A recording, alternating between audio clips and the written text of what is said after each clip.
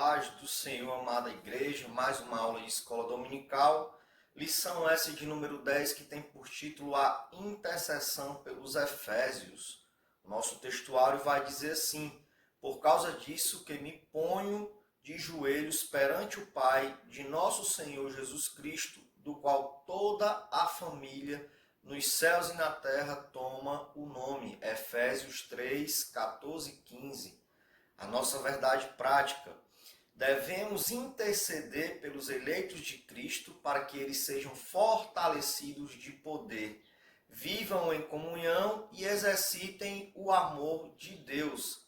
A nossa leitura bíblica em classe se encontra lá no livro de Efésios 3, 14 ao 21, que diz assim: por causa disso me ponho de joelhos perante o Pai de nosso Senhor Jesus Cristo, do qual toda a família nos céus e na terra toma o nome, para que, segundo as riquezas da sua glória, vos conceda que sejais corroborados com o poder pelo seu Espírito no homem interior, para que Cristo habite pela fé no vosso coração, a fim de, estando arraigados e fundados em amor, podestes perfeitamente compreender com todos os santos qual seja a largura, o comprimento e a altura e a profundidade, e conhecer o amor de Cristo que excede todo o entendimento, para que sejais cheios de toda a plenitude de Deus.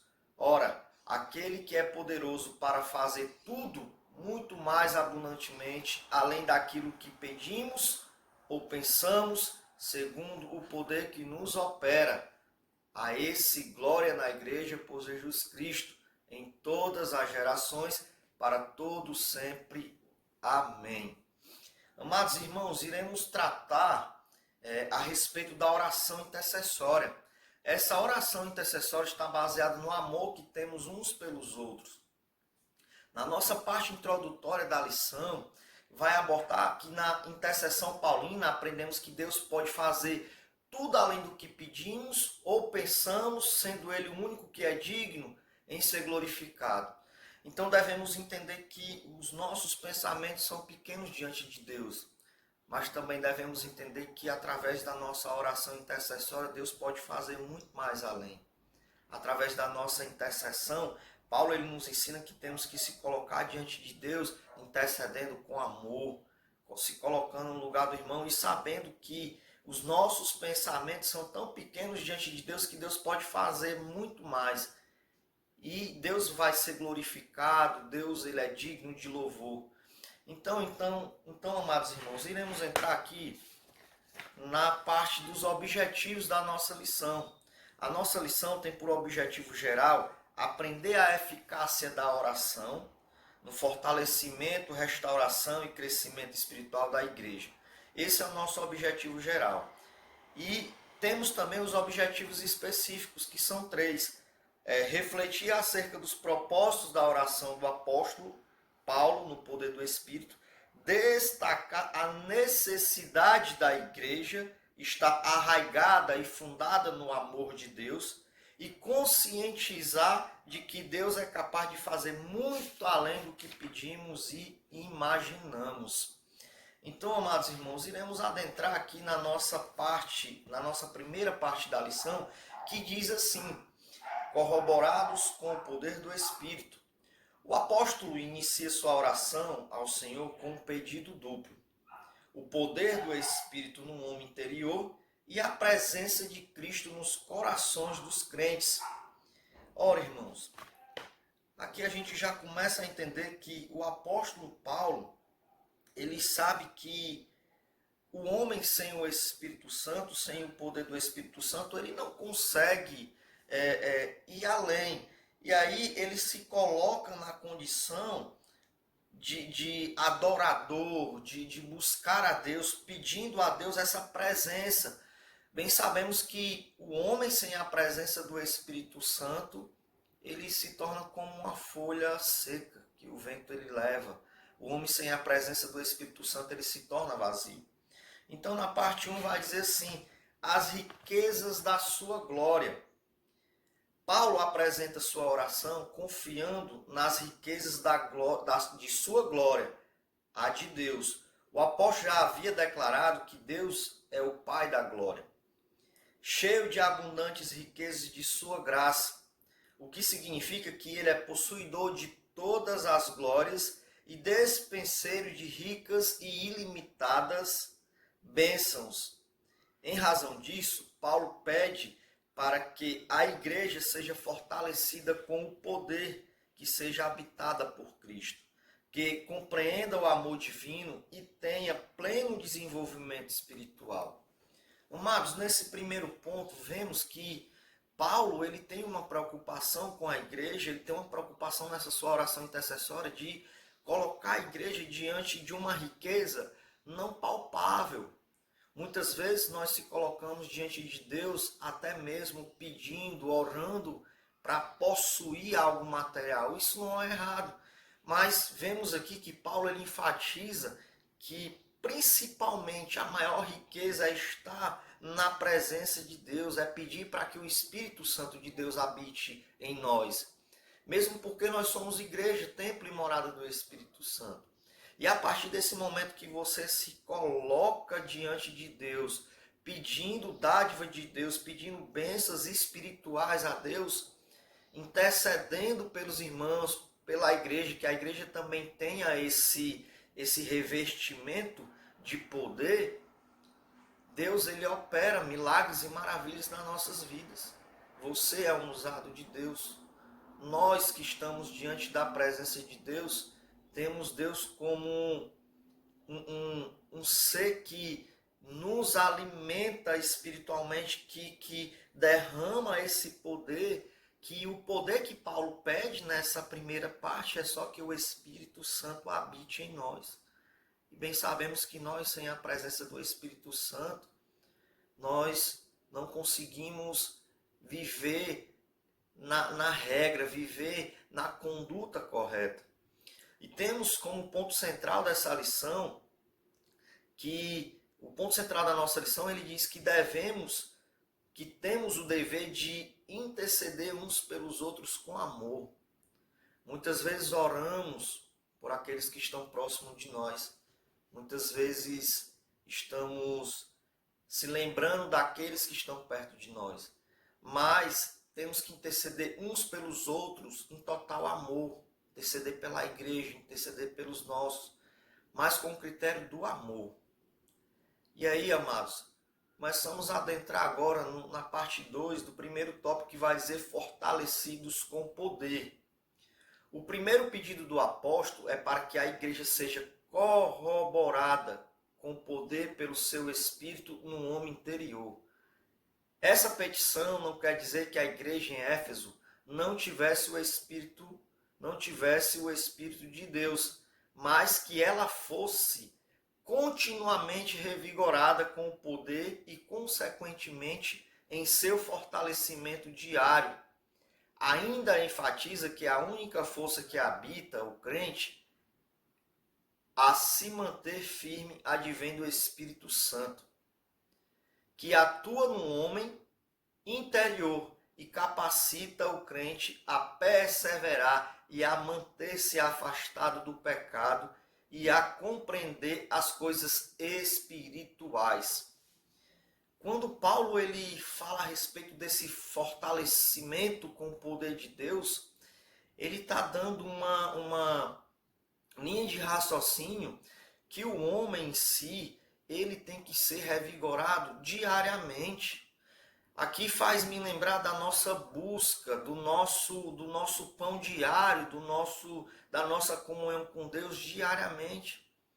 Não é que ontem eu estava bem com Cristo, eu não vou mais orar e hoje eu vou estar bem. Aquilo que você fez ontem, aquilo que você buscou ontem, não serve para hoje. Hoje é um novo dia na presença de Deus. E Paulo ele tem essa preocupação, não dizendo que você e eu não temos o Espírito Santo, não dizendo que a igreja não tem o Espírito Santo, porque a igreja de Éfeso tinha o Espírito Santo de Deus, mas a intercessão de Paulo era que fosse fortalecido diariamente. Então, amados irmãos, todos os dias o apóstolo Paulo nos ensina a buscar a Deus, a se manter firme, a manter essa busca pelo Espírito Santo de Deus. E ele sabe que a partir do momento que o homem em si ele busca essa presença do Espírito Santo de Deus, automaticamente ele vai se afastando do pecado, porque aquilo que está vazio dentro dele é preenchido com a presença do Espírito Santo. E aí Paulo, na parte 3, no tópico 3 do primeiro tópico, vai dizer habitados por Cristo. O apóstolo Paulo também orou para que Cristo habitasse pela fé nos corações dos santos. O que também não significa dizer que Cristo não estivesse presente na igreja. Em Éfeso, no versículo em questão, o verbo grego é katoiken, significa habitação permanente, em oposição à habitação temporária. Isso indica que a oração apostólica era para que Cristo habitasse continuamente na vida da igreja. Assim, o ensino apostólico ratifica que sem Cristo a igreja não pode subsistir às forças do mal, que está escrito lá em Mateus 16, 18. Bem, amados, acabamos de entender nessa parte que precisamos da habitação do Espírito Santo de Deus nas nossas vidas. Aprendemos que não é o fato da igreja estar em busca que não precisa estar orando. Aprendemos também que a oração apostólica era para que Deus não deixasse aquela habitação do Espírito Santo ser temporária. Não podemos ser oscilantes na fé, não podemos uma hora buscar, outra hora não buscar, não podemos estar cheio, outra hora estar vazio. Mas a preocupação de Paulo aqui diante da igreja, diante de Deus, era que o povo de Deus buscasse plenamente essa habitação do Espírito Santo neles, para que não houvesse brecha, para que não houvesse nenhum tipo de brecha que ocasionasse a oposição do inimigo. Paulo ele se preocupava com o fortalecimento da igreja, ele se preocupava com a presença de Deus na igreja, ele se preocupava em fazer aquilo que muitas vezes nós não fazemos, que é interceder, que é orar, que é buscar, pedindo a Deus que ajude os irmãos da igreja, que ajude o povo de Deus a não fraquejar, que o Espírito Santo de Deus ele permaneça diariamente na nossa vida, que a gente tenha essa busca para poder ter isso. Então, amados irmãos, entramos agora na síntese do tópico 1, que diz assim: o poder e a presença de Cristo capacita os salvos a prosseguirem vitoriosos na gloriosa jornada cristã. Fechando esse pacote do primeiro tópico, nós vemos que a preocupação de Paulo era que esse poder de Cristo capacitasse os salvos e que ajudasse esses salvos vitoriosos a seguir na jornada cristã para alcançar a glória. E aí, amados, entramos agora para o segundo tópico da lição, que tem por título Arraigados e Fundados em Amor. Paulo começa a adentrar numa questão de grande magnitude, que é o amor. Ele diz assim: o amor é a mensagem central do Evangelho de Cristo. Um dos propósitos da oração de Paulo foi para que a igreja intercedesse e exercitasse o amor de Deus. Ora, nós como cristãos temos que ter esse amor permanente dentro de nós, para que esse amor ele seja derramado na igreja, seja derramado com os irmãos. Temos que ser pacientes, longânimos, carinhosos com os irmãos. A pegar essa parte do amor e tomar como uma virtude cristã na nossa vida. Porque o próprio Deus ele nos ensina a amar uns aos outros. Então, o primeiro tópico dessa parte da nossa lição vai dizer assim: o amor, a virtude cristã. Nas Escrituras, o amor é atributo divino. Aquele que não ama não conhece a Deus, porque Deus é amor. Aquele que não ama não conhece a Deus, porque Deus é amor. Então, se nós somos crentes em Cristo Jesus, se nós procuramos servir a Deus, se nós conhecemos o amor de Deus, nós somos dispenseiros desse amor, nós somos propulsores desse amor. E desta forma, mostra que nós conhecemos a Deus, derramando esse amor.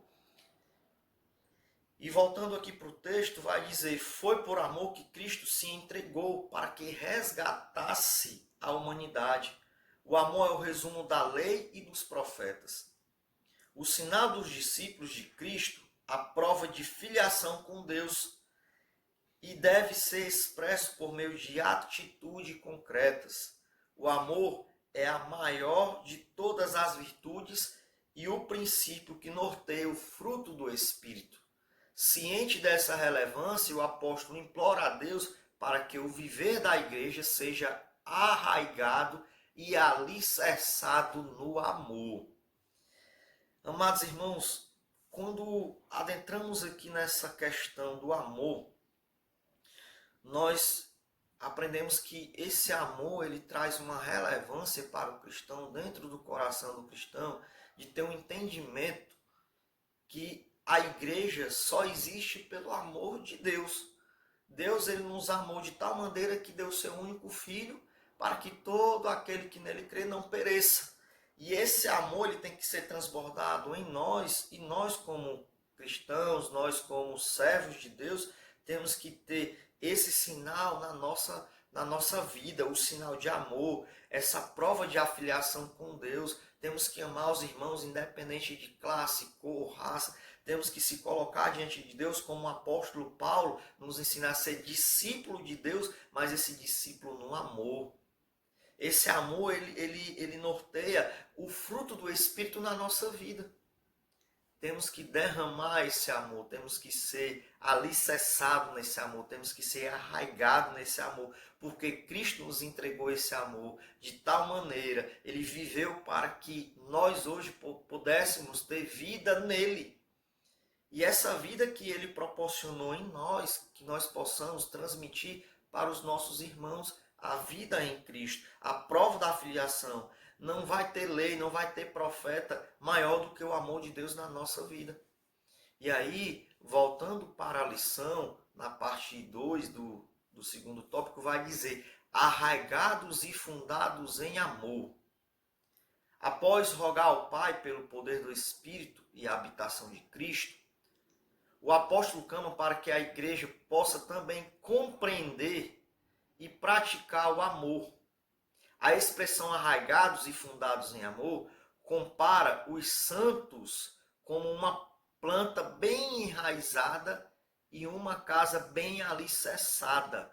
Então entendemos que esse amor que Cristo nos derrama, que Cristo ele propõe para a nossa vida, faz como que a gente tivesse um alicerce, como se nós fôssemos enraizados no amor de Cristo, e essa raiz ela vai gerar um fruto, ela vai gerar uma planta e um fruto, e a casa que é bem alicerçada, ela não é facilmente derrubada.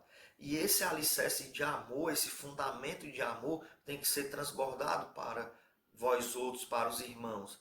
E aí, voltando ao texto, ele diz assim: por causa disso, o apóstolo incide pela total compreensão de qual seja a largura, o comprimento e a altura e a profundidade do amor divino.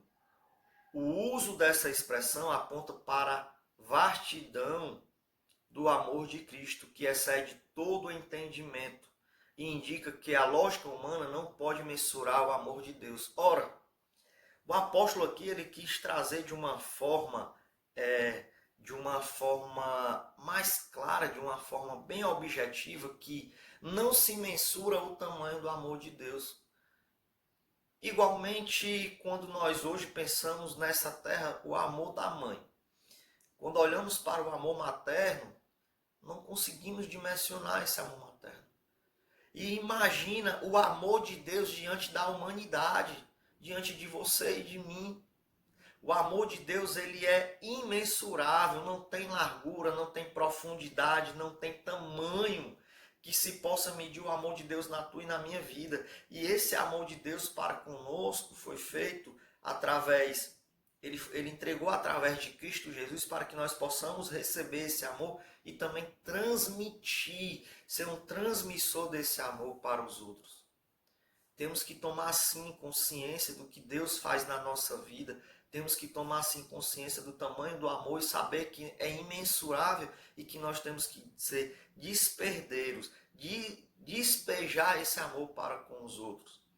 E aí, voltando ao texto, na parte 3, o apóstolo Paulo vai falar sobre a intensidade do amor de Cristo, que diz assim: consciente de que somente o Espírito pode fazer, entender e experimentar a grandeza do amor de Deus, Paulo pede para que os crentes conheçam a intensidade do amor de Cristo. Ora, só conheceremos essa intensidade do amor de Cristo quando começarmos a buscar a presença de Deus para que Ele nos encha e nós sinta essa primícia de amor no nosso coração. E essa intensidade, ela é imensurável, como fala Paulo. Esse amor, essa intensidade de amor que Cristo derramou por nós, ela é tão grande, ela é tão imensa que é imensurável. E aí, quando olhamos para o texto, dando continuidade, ele vai dizer: a ênfase recai em Cristo, nos amou e ainda nos ama, e que por isso devemos amar uns aos outros. Entra a questão da comunhão, a questão do amor dos irmãos uns para com os outros. O apóstolo sabe que o esforço humano não pode atingir essa meta. Assim, ele acrescenta esse pedido à oração para que os crentes sejam cheios de toda a plenitude de Deus. Olha, o apóstolo, já sabendo que não conseguimos por nosso próprio mérito, por nossa própria força, derramar esse amor diante de Deus, diante da presença de Deus, o apóstolo Paulo vai lá em oração e pede isso a Deus. E esse pedido da oração, para que nós sejamos cheios dessa plenitude de Deus, ela não pode ser, ele não pode ficar só nessa oração de Paulo. Temos que transformar essa oração de Paulo para nós, para a nossa vida. Temos que se colocar diante de Deus pedindo que Deus derrame cada dia mais, abra o nosso coração, que derrame esse amor em nós, que transforme esse amor em plenitude para que possamos derramar sobre os demais irmãos, sobre a igreja, sobre o povo, amando uns aos outros. E aí, amados irmãos, iremos adentrar a síntese do tópico 2, que diz assim: nesse ponto, Paulo enfatiza a necessidade total compreensão do amor de Deus e o crescimento espiritual dos crentes até alcançar a perfeição. Essa síntese, ela diz para mim e para ti que não somos perfeitos, mas temos que estar em busca da perfeição todos os momentos, compreendendo que o amor de Deus é imensurável, compreendendo que o amor de Deus, ele traz um crescimento espiritual para ti e para mim, que esse amor de Deus, ele faz cada vez mais a gente alcançar a perfeição e se distanciar do pecado. Então, amados irmãos, iremos adentrar agora no terceiro tópico da lição, que vai falar sobre as bênçãos de Deus excede o pensamento humano. Em sua audaciosa intercessão em favor da igreja, o apóstolo ensina que Deus é capaz de fazer muito mais além do que pedimos e que o eterno deve ser glorificado para sempre. Nas nossas intercessões, nas nossas orações, temos que se colocar diante de Deus pedindo a Deus esse amor e sabendo também que temos que glorificar a Deus por esse amor, porque esse amor, ele é eterno, esse amor, ele é para sempre. E temos que glorificar a Deus enquanto tiver fôlego, enquanto tiver vida. E aí, entrando para o tópico 1 do terceiro tópico, vai dizer a dimensão das bênçãos divinas. Ao concluir a usada oração, Paulo lembra de que a magnitude do poder de Deus é capaz de fazer muito mais abundantemente, além daquilo que pedimos ou pensamos. Amados irmãos, Deus, ele vai além daquilo que pensamos ou do que pedimos. Muitas vezes, se colocamos diante de Deus em oração, pedindo de coração por algum irmão, por alguma causa, e não imaginamos a magnitude de Deus em relação ao poder dessa oração. Ele é capaz de fazer muito mais na tua e na minha vida, irmão. Deus, ele é um ser ilimitado. Deus, ele recebe as nossas orações e ele pode fazer muito mais além daquilo que pedimos ou até mesmo do que imaginamos. E voltando ao texto, vai dizer assim, isso indica que o que Deus pode fazer ultrapassa em muito nossos melhores anseios e desejos. Que quer dizer que a mente humana é incapaz de alcançar a dimensão das bênçãos divinas. Nesse sentido, Paulo declara que as coisas que sequer subiram ao coração do homem são as que Deus preparou para os que amam. Essa instrução mostra que os pensamentos do Senhor são muito mais altos do que os nossos pensamentos. Olha, eu fico imaginando que nós somos nós somos seres tão limitados que não temos a dimensão do amor. O amor maior que tu teve no teu coração ainda não se compara. A palavra vai dizer que ainda não subiu ao coração do homem o que Deus preparou para cada um de nós. Deus ele vai além do que pensamos, do que imaginamos. Deus ele preparou uma parte espiritual tão maravilhosa que nós somos limitados a pensar no que ele preparou. E ele mostra que os pensamentos de Deus, Paulo vai falar aqui que os pensamentos de Deus são muito mais altos do que os nossos. Temos os pensamentos pequenos, mas o pensamento de Deus ao teu respeito, ao nosso respeito, a respeito do amor dele por nós é muito mais além do que pensamos e do que imaginamos. Voltando para a lição, vai dizer assim, desse modo, o poder divino que age na vida do crente e suas bênçãos disponíveis são impossíveis de dimensionar. A grandeza do poder de nosso Deus é capaz de responder, a grandeza do poder de nosso Deus é capaz de responder para além das mais corajosas orações. Não é o tamanho da tua oração. Se for medir o tamanho da tua oração, a intensidade da tua oração, ainda os propósitos de Deus, a grandeza de Deus ainda vai além, ainda vai acima de tudo o que pensamos, do que imaginamos. Paulo ele fecha essa parte desta maneira. E aí, voltando à nossa lição, voltando à lição na parte 2, do tópico 3, vai falar sobre o convite para a adoração. Paulo ele encerra esse capítulo com um convite de adoração a Deus, cuja glória é devida na igreja por Jesus Cristo em todas as gerações. A conclusão paulina não poderia ter sido diferente. Nos versículos anteriores, ele discorreu acerca da boa nova do mistério revelado, das muitíssimas riquezas de Cristo conferidas à igreja, da grandeza do poder de Deus e da infinitude do amor e de todas as bênçãos divinas que excedem a compreensão humana. Além dessas e das demais bênçãos, a única coisa a ser acrescentado era o louvor ao Senhor, Deus, detentor de tamanhas dádivas.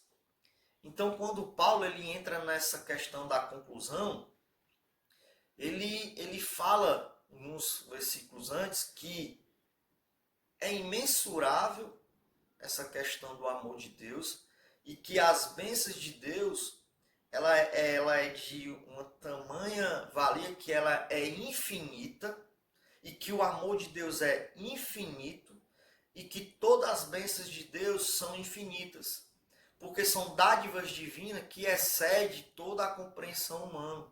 O ser humano ele é ilimitado, o ser humano ele é de uma certa forma capacitado a imaginar até um certo ponto, mas a glória de Deus, mais as bênçãos de Deus, mais a plenitude de Deus na tua e na minha vida, ela é infinita.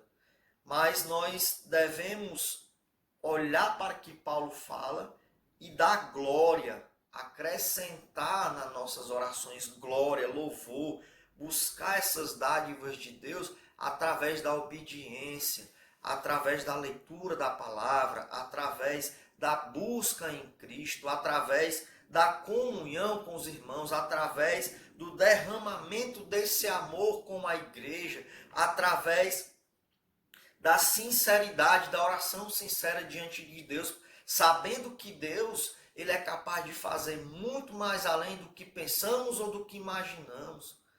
É nesse convite de oração que Paulo ele diz: filho, vá lá, se coloca de joelho, ora, com a certeza que tu vai ser respondido, com a certeza que Deus vai muito mais além do que você possa pensar ou imaginar, sabendo que você tem que derramar essa glória diante de Deus, esse louvor, buscando, dizendo: Deus, eu preciso, Deus, eu me coloco diante de ti, eu sei que tu é capaz de fazer muito mais além do que eu penso, do que eu imagino, então, Deus, eu me coloco diante de ti, me ensina a derramar esse amor na igreja, derrama esse amor dentro de mim para que eu possa compartilhar com os meus irmãos. Então, Paulo ele faz esse convite, fechando essa parte 2 da lição, ele faz esse convite para adoração. Lembre-se, irmãos, a palavra de Deus diz que Deus ele vem em busca de adoradores, de verdadeiros adoradores, aqueles que adoram em espírito e em verdade. E para que você esteja em espírito, você tem que estar em comunhão, tem que estar na busca. E uma das formas de estar na comunhão, estar na busca, é orando, é intercedendo pelo povo de Deus. Então, voltando à lição, iremos tratar agora do tópico 3, que vai falar assim: a glória devida a Deus. Finalmente, Paulo prossegue a ensinar que Deus deve ser glorificado. Na igreja em Cristo, quer dizer que os atos de louvar e glorificar a Deus fazem parte do propósito da instituição igreja. Parando aqui, você vai ver que qual é o propósito. Igreja somos nós, templo e morada do Espírito Santo. Qual é o propósito da igreja quando se une, nós, os servos, os adoradores? Qual é o propósito da igreja quando ele se une como uma instituição igreja? O propósito nada mais é do que glorificar a Deus. Nada mais é do que exclusivamente glorificar a Deus. A partir do momento que se despertemos e a igreja chegar ao templo que nós congregamos e ficarmos dispersos, olhando para isso, olhando para aquilo, e não se colocamos na posição de adorador, de buscar a Deus, de estar se entregando espiritualmente, de se derramar na presença de Deus, perdemos a bênção, perdemos ali a magnitude do culto, perdemos ali o que Deus tem para entregar. Porque olhamos, vamos para a igreja para olhar o que não importa, mas o intuito de estarmos em Cristo, estarmos indo para a igreja, nada mais é do que ir lá adorar a Deus com os nossos irmãos. E aí, voltando à lição, vai dizer: a igreja nunca terá glória em si mesma, pois toda a glória é exclusivamente tributada para Deus por intermédio da obra de Cristo. Ora, por mais que façamos dentro da igreja, por mais que se coloquemos na presença de Deus dentro da igreja, por mais que o culto seja maravilhoso, essa glória, por mais que você seja usado na presença de Deus, na pregação, no louvor, essa glória não é sua, essa glória não é minha. Tudo isso, todo culto, ele é voltado a glorificar exclusivamente a Deus. É um culto de tributo a Deus. E Deus ele usa as ferramentas dele dentro da igreja. E aí o apóstolo Paulo ele nos ensina que essa glória é para Deus e é exclusivamente para Deus por intermédio de Cristo Jesus. E aí o apóstolo continua aqui na lição dizendo assim, ó: em sua oração o apóstolo anela que essa postura de adoração e exaltação a Cristo perdure por todas as gerações. E enfatiza seu pedido com a frase para todo o sempre, o que significa que deve ser praticada por todos os crentes.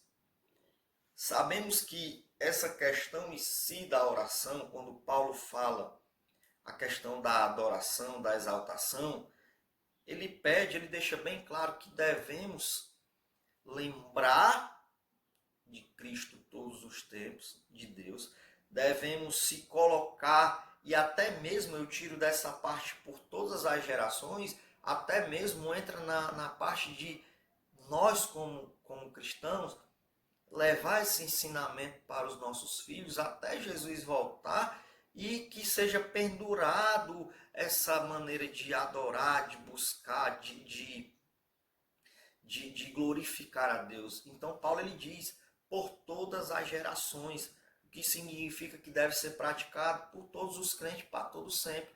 Enquanto nós estivermos aqui nessa terra e estivermos em Cristo Jesus, temos que estar na posição de adorador. Temos que estar na posição de busca. Temos que estar na presença de Deus, adorando a tempo e a fora de tempo, ensinando e pedindo a Deus esse amor, pedindo a Deus essa revelação divina, pedindo a Deus esse revestimento, pedindo a Deus que, porque nós por nossa própria natureza não conseguimos mais, pedindo a Deus que essa dádiva, essa bênção que Ele tem colocado em nossa vida, que nós possamos transmitir, que nós possamos ser canal de bênção para a vida dos demais irmãos. E aí entramos agora na síntese do tópico 3, que vai dizer assim: as bênçãos espirituais são ilimitadas e estão disponíveis ao cristão, e somente o nome de Deus deve ser eternamente glorificado. Fechando aqui a parte da lição, esse tópico 3, ele deixa bem claro que não existe um termômetro, não existe um limitador, algo que conte o que Deus pode fazer espiritualmente por mim e por você. Como foi falado anteriormente, ele é capaz de fazer muito mais além do que pedimos e do que imaginamos. E essa parte de ilimitação só cabe a Deus. Nós somos limitados. Deus é ilimitado.